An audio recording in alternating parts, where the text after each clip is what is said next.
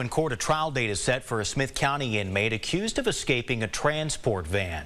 In April, 41-year-old Timothy Chappelle kicked out the window of a Smith County Sheriff's Office van along Gentry Parkway in North Tyler. He's also accused of breaking into 2 houses after his escape.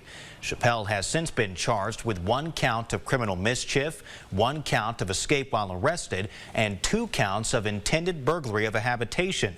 In a court hearing today, Chappelle's defense team attempted to quash the case. If the state has alleged elements that constitute a criminal offense, the court is required to look only at that indictment and cannot look at any outside evidence. And so based on that, I think I do have to deny the motions to quash because they do allege offenses and they meet the requirement, otherwise meet the requirements of an indictment.